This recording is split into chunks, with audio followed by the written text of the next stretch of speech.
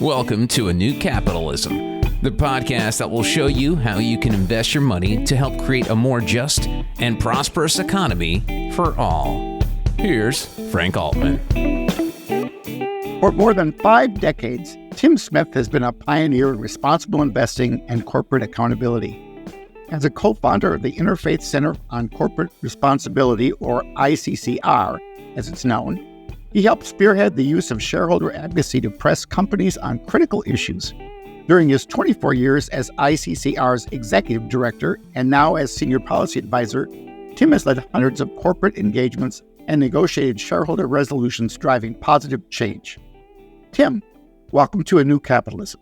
Thank you very much, Frank. I want to start way back at the beginning and talk with you a little bit about what motivated you into getting involved in corporate responsibility, responsible investing, and the related now called environmental, social, and governance investing, ESG.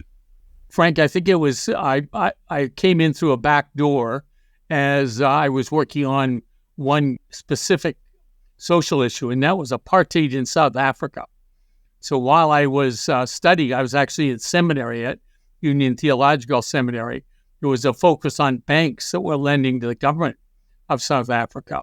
And a campaign started to challenge that.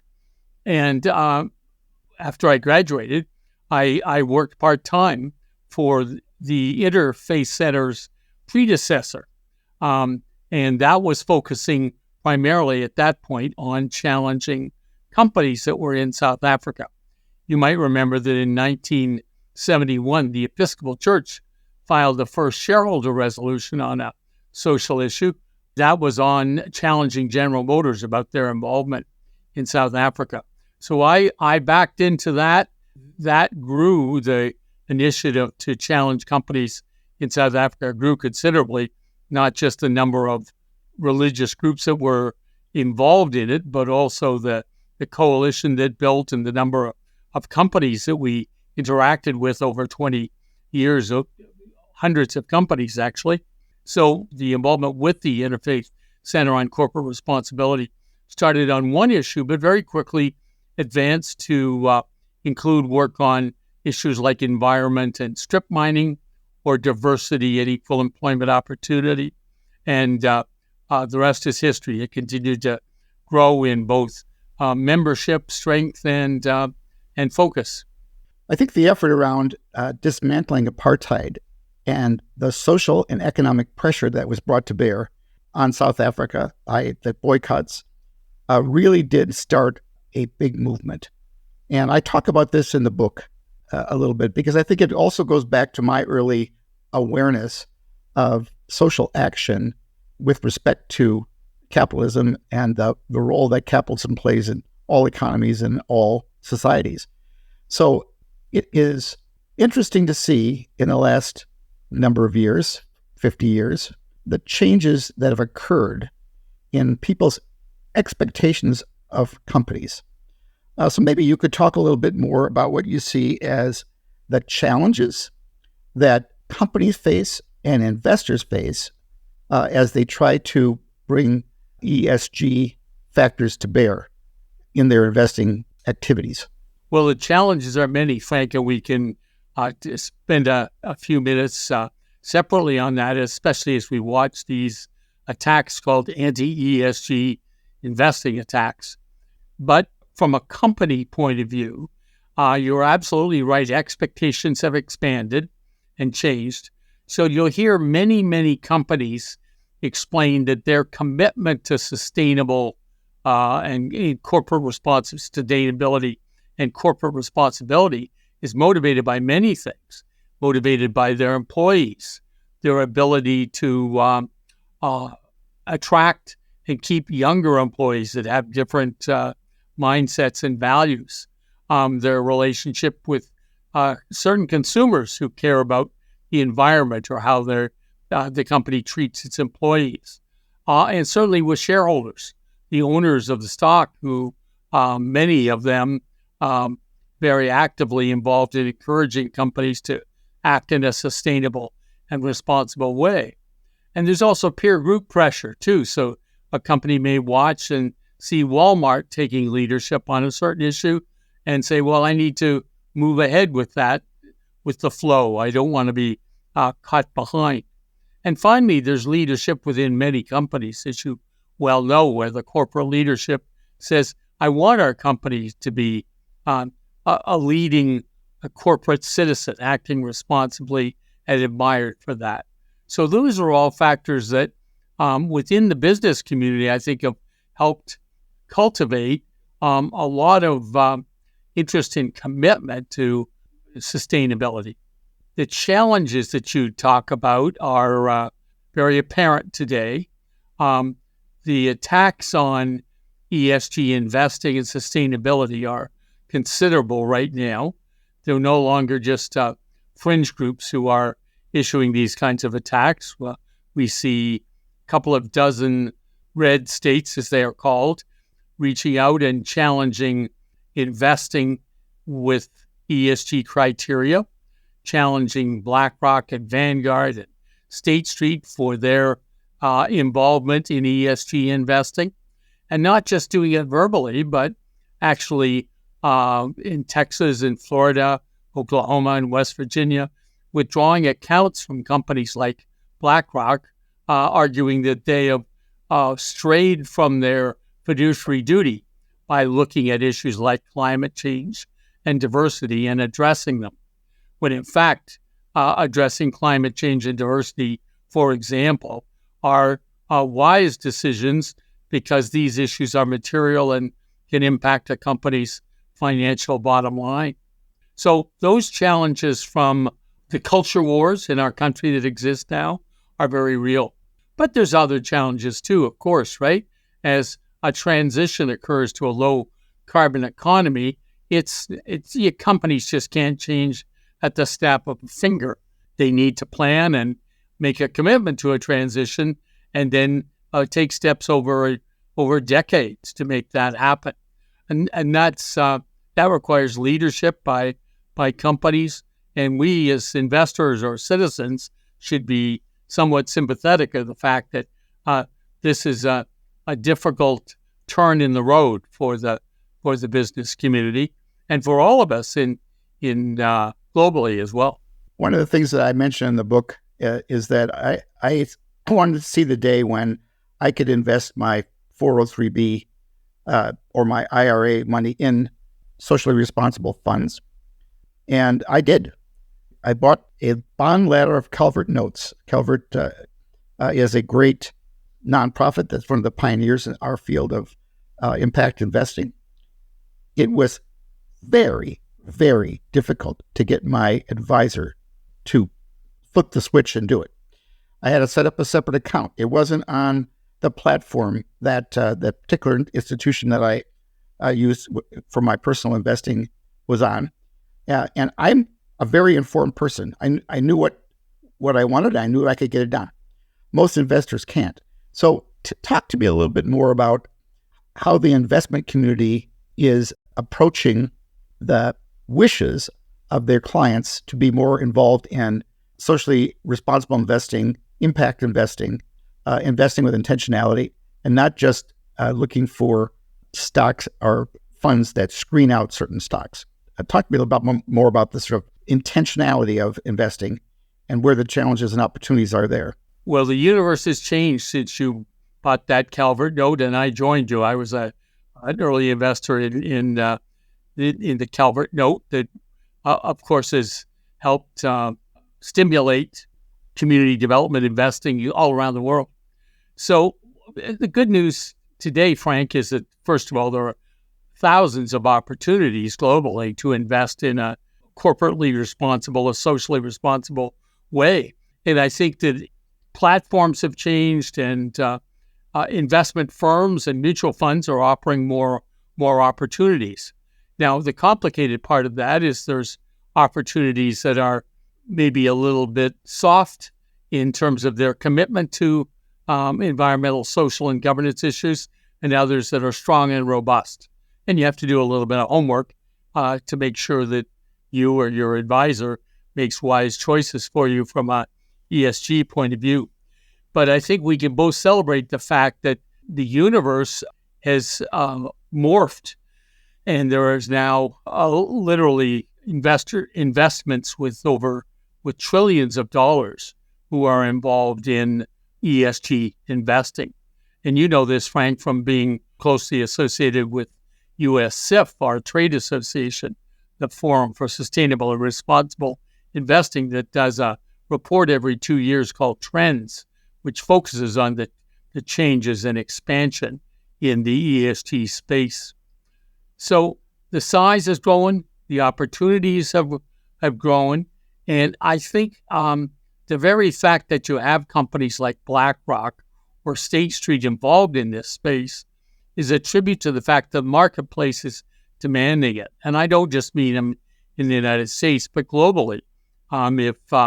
If a company like State Street wants to do business in Europe with many investment asset owners, they need to be committed to ESG investing and prove to the marketplace that they're sincere leaders in this space. As a footnote, Frank, note a challenge here. So we do have companies like State Street and BlackRock who are offering these opportunities and see this as a wave of the future. Larry Fink of BlackRock once said, ESG investing is our future, the wave of the future. But in this last proxy season, we also see companies like BlackRock having a greatly diminished record of support for shareholder resolutions on diversity and climate and so on. So that's been depressing to watch, because we thought that was on the upswing. A couple of years ago, we had over 37, I think, companies that got majority votes for resolutions. And this year, that number was diminished considerably, partly because of the reduced votes by BlackRock, Vanguard, and State Street, which are huge owners of company stock on behalf of their clients. So what do you see in this area down the line? And a couple of specifics here. I think investors are conceptually moving toward ESG in their own outlook, but measuring the impact of these investments is challenging. And because particularly the S in ESG, the social aspect, is so broad that people have a hard time understanding what the social impact that they're trying to get with their investments or the negative social impacts they're trying to avoid with their investments, whether that's actually happening. So could you talk a little bit about measurement and impact and how companies and analysts are looking at this over the long term? Well, you put your finger on a very important point, that investors want to know what their money is doing, what kind of change it's precipitating, what kind of impact it's having. So I think because that expectation is growing, more investment managers or mutual funds, when they provide, we'll call them ESG products or sustainable investment products, also report on the impact they're having. And I know the company I used to work for before coming back to ICCR, Boston Trust Walden, which managed about $14 billion per clients, did rigorous impact assessments of how their investments and their shareholder activities, their shareholder advocacy, Frank, which we'll talk about it more in a second, has an impact on company policies and practices. So I think a company who just says, trust me, I'll make up a slogan, trust me, we're green, or trust me, we're committed to sustainable investing, without showing what its track record is or what its impact has been, will probably find a lot of skeptical investors. While those who do robust reporting and say exactly what they mean by having an impact with their investments will attract a lot more clients who are seeking that kind of robust leadership. I don't want to get too much into the acronyms, but I think it's important maybe that you touch on some of the standardization that's been that the industries have tried to move into with SASB and the Gin and others. Can you just talk a little bit about, particularly putting your hat on at Boston Trust Walden, how you and your colleagues use those tools? And maybe describe them a little bit more. I'm using the shorthand, and I probably shouldn't. Well, you're right, Frank, that investors want to have uniform information that they can use in making investment decisions. So Boston Trust Walden, but also major firms like BlackRock and Vanguard joined with SASB, which was setting up a set of standards that they thought were important and material for companies to disclose information on. So, in other words, this was setting up a set of standards that would say this is what's required in good sustainability reporting by a company. And that took off because, first of all, we don't want to have all sorts of standards floating around. We want to have some meaningful standards. And they have really had an impact on getting companies to report according to SASB standards. Now, we can quickly point to the fact that this world is also changing too, because the SEC is presently considering two major sets of regulations, one on climate reporting for companies, requirements for companies to disclose information relevant to their impact on climate change, and secondly, on diversity and human capital. So we are hopeful that in the fall that the SEC will finally come out with such regulations.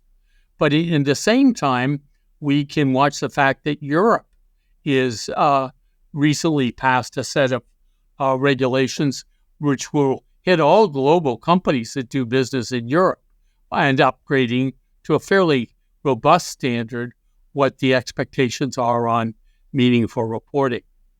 And the last piece of current news that's well worth watching is that the state of California is presently debating two bills that would require any company that did business in California, private or public, disclose information on issues like climate change. And that's gone through the Senate. It's before their House legislature, and there's intense debate, of course, among with the business community and some others about whether these standards should be put into effect. But as you can well imagine, Frank, California being such an important state, virtually every major company is going to be doing business there, and that therefore this will be setting, in a sense, if it passes, be setting a national standard. So that's all worth looking at in the world of standard setting. Yep. So let's talk a little bit about shareholder advocacy and the role that shareholders can play in helping to move companies in the direction of ESG. So that's, of course, one of the key areas in which ICCR has been involved for over 50 years. And that is enabling and encouraging investors, both religious investors and other investors who have a commitment to ESG, to use their voice and their leverage as an investor to encourage companies to act in responsible ways. Now, that panoply of what is responsible is as big as all outdoors, right? It's everything from urging companies to reduce their plastic waste to being leaders in empowering women and supporting people of color in their workplace, to making a commitment to reduce their greenhouse gas emissions to net zero by 2050. So shareholder advocacy has played such an important role, Frank, over these 50 years in encouraging and sometimes enabling companies to be proactive leaders. So last year, for example, there were, maybe close to 1,000 resolutions, but many of them on governance. But whether it's an individual or a foundation or a state pension fund or the Sisters of Charity, these resolutions are put before companies and stimulate conversations with companies. At the Interfaith Center on Corporate Responsibility, we tracked the work that ICCR members did, and the good news is that about a third of those resolutions were withdrawn, because of meaningful dialogue with the company. So it's not like just an attempt to file a resolution and rush it toward the stockholders meeting and have a vote on it. But I'm a firm believer that shareholder engagement and advocacy has a significant and positive impact on corporate policies and practices over the year. Now, not to sound too Pollyannish, sometimes companies will just push back or be vigorously opposed.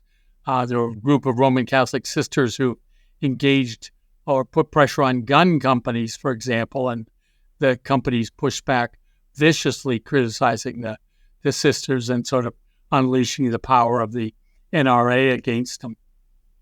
So it's not all a cakewalk at all. I'm not trying to pretend that. But often these dialogues or engagements go on for a decade or more with a company as we talk about the issues and changing expectations, and companies change their own behavior and their own policies and move forward. I think a lot of companies would pay tribute to the fact that investor voices had been an important precipitating factor in those changes. Others would note them, but say, no, they wanted to do them anyway and announce what their changes were. That's fine from our point of view, where it's not a matter of who takes credit. It's a matter of having constructive changes being made both by individual companies, but through the economic systems too. So I'd like to go a little bit deeper into the S and ESG, the social aspect, because first of all, I spent 35 years helping to build an organization that was able to channel capital from the capital markets into low-income communities to benefit low-income peoples. There's a big social component to that, helping to make society better, helping to build an economy that works for all. Lots of challenges with that. Tell me a little bit about, from your maybe putting your hat back on from the Walden, Boston Trust Walden years. How do investors identify and manage investments that have a strong, positive social impact? And what are the challenges? Well, interestingly, Frank, that as we look back into history, some of the first issues that were being addressed by investors were, quote, social in scope. We mentioned South Africa, diversity, and so on. But you're right. At present, there's a tremendous kind of attention being paid to climate change and some of the environmental issues. And rightly so. And rightly so, of course. But there's also been maybe not quite as highly, not quite as visible, but been long-term work being done with companies on human rights, on their supply chain, on their treatment of their own employees and their workplace conditions. There was a resolution this year to Dollar General, which has been involved in a lot of controversies about treatment of employees. And it got, I think, over 51% of the vote. So, social issues do capture the attention of shareholders. Likewise, in the last couple of years, resolutions asking companies to do what were being described as racial justice audits have been quite successful, meaning a lot of companies agreeing to do so. But also, if they went to a vote, they often got 40 to 60% votes too, which is very significant too. So I think social issues both are very important, as you do, but in addition, they are issues that investors understand, especially when they see companies' behavior maybe affecting them in the marketplace, affecting them with consumers, hurting their reputation. It's in the best interest, that many investors would say, for companies to make changes for the better. So I think you're absolutely right. The work on the social in ESG deserves its place in the sun, its attention. If indeed the SEC comes out with human capital management guidelines for investors and companies this fall, you'll see a heightened attention to how employees are treated, how the supply chain works. So I think that social issues are not like hidden or lost in the equation. Excellent. Hang on, Tim. Unfortunately, we have to stop here. But coming up in the second part of my talk with Tim Smith, the co-founder of the Interfaith Center on Corporate Responsibility, Tim weighs in on the E in ESG, the environment. The hard work being done on climate change is bringing about real changes by many, many companies. But the question is whether we're moving far enough, fast enough, and without clear federal regulation or prices in the marketplace, we're falling behind in the race to try to protect the planet from climate change. This has been A New Capitalism with Frank Altman. If you'd like to connect with Frank and join the movement to create a new capitalism that works for all, go to frankaltman.com. Frank's book is available on print, audio, and ebook formats on all major book-selling sites. A New Capitalism is a production of Forbes Books.